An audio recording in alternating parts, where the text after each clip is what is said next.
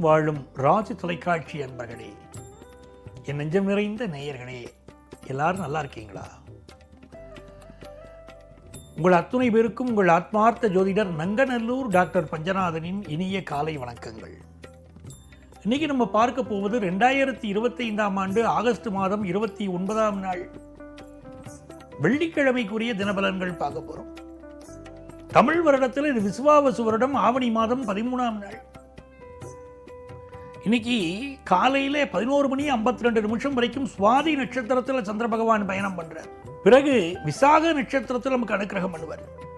இன்னைக்கு என்ன விசேஷம்? இன்னைக்கு சஷ்டி விரதம்.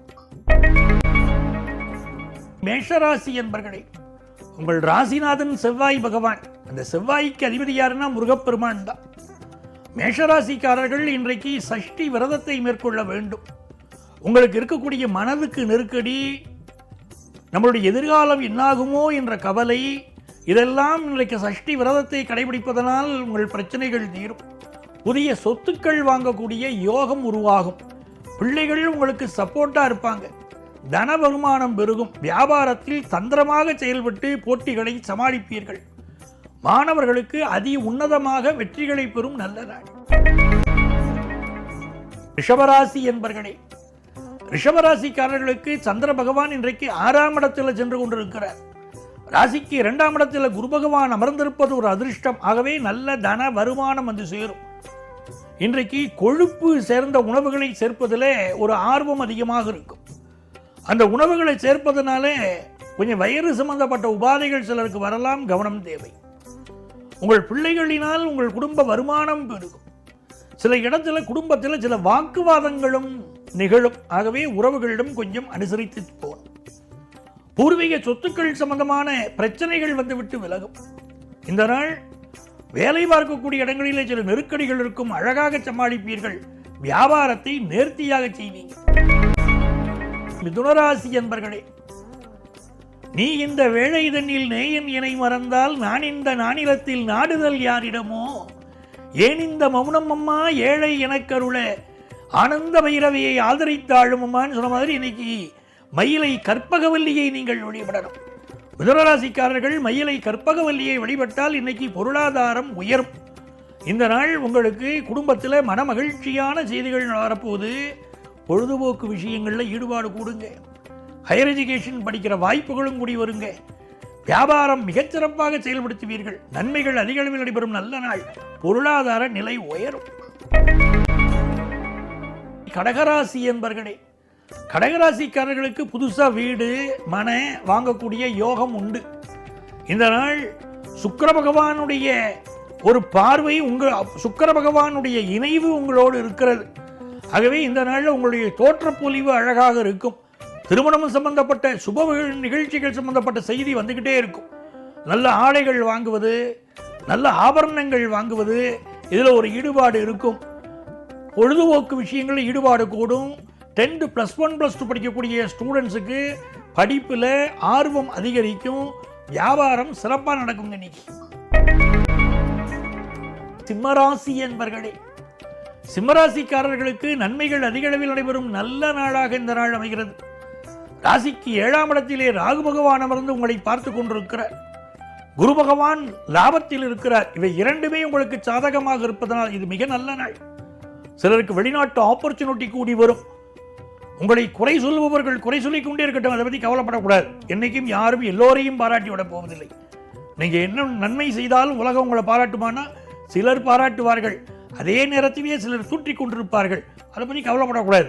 உங்கள் செயல்களில் நேர்மை இருந்தால் நீங்கள் அது வாழ்ந்துகிட்டே போகலாம். உங்கள் முயற்சிகளை தொடர்ந்து கொண்டே போகலாம். பிறரை பற்றி இன்றைக்கு கவலைப்படாதீர்கள். விமர்சனத்தை பற்றி அச்சப்படாதீர்கள். இன்னைக்கு பொருளாதார லாபம் வரும். எதிர்பார்க்கிற தன லாபம் உண்டு. வியாபாரம் திருப்திகரமாக நடக்கும். மாணவர்களுக்கு ஆன்லைன் கோர்ஸ் ஒன்று சேரக்கூடிய யோகம் உண்டு.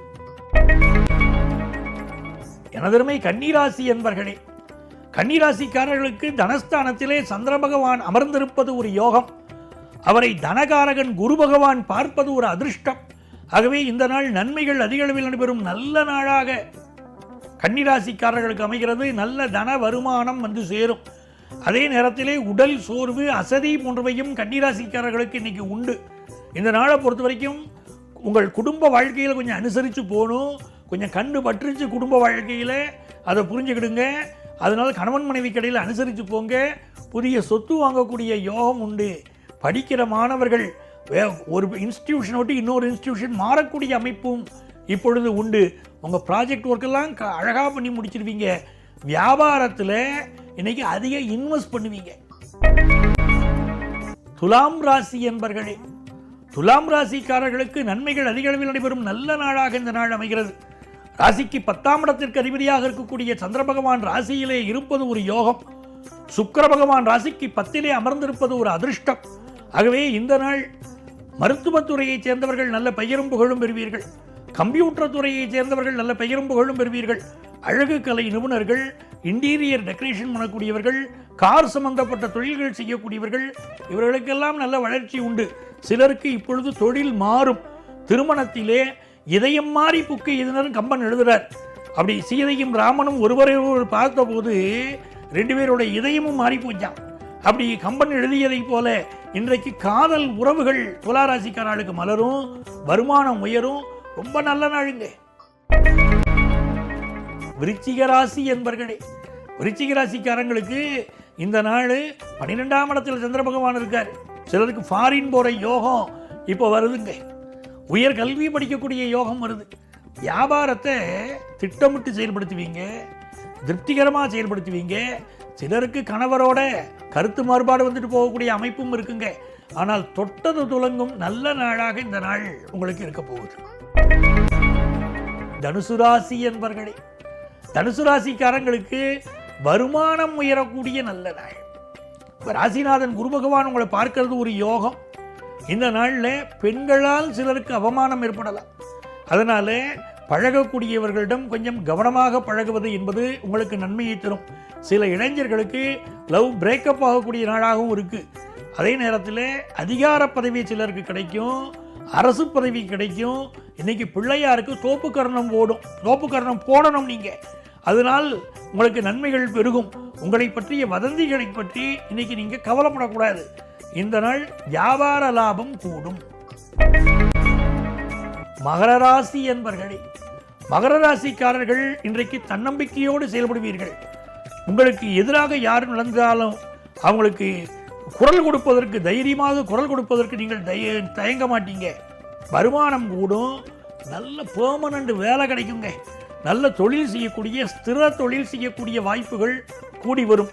அதே போல் ஒரு தோடு வாங்கிறது, ஜிமிக்கி வாங்கிறது, இந்த மாதிரி விஷயங்கள்லாம் கூட நகை வாங்கக்கூடிய யோகம், கழுத்து நகை வாங்கக்கூடிய யோகம், இதெல்லாம் பெண்களுக்கு கூடும். இது வியாபார யுக்திகளை நீங்கள் அழகாக பயன்படுத்தி கொள்ளக்கூடிய, நேர்த்தியாக பயன்படுத்தக்கூடிய நல்ல நாள். கும்பராசி என்பர்களே, கும்பராசிக்காரர்களுக்கு சகலரும் உதவியாக இருக்கக்கூடிய ஒரு நாள். சொத்து சுகங்கள் வாங்கும்போது மட்டும் கொஞ்சம் கவனமாக இருக்கணும்.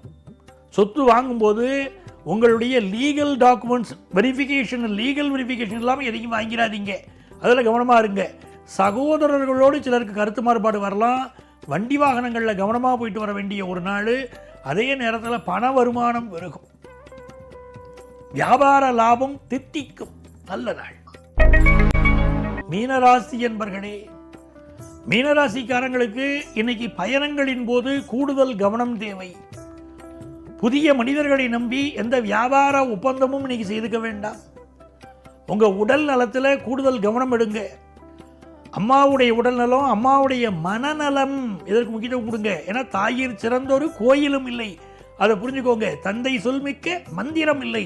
அது தெரிஞ்சு நடந்துக்கிடணும். இன்றைக்கு அவை அடக்கத்தோடு நடந்து கொள்வது என்பது நன்மையை தரும்.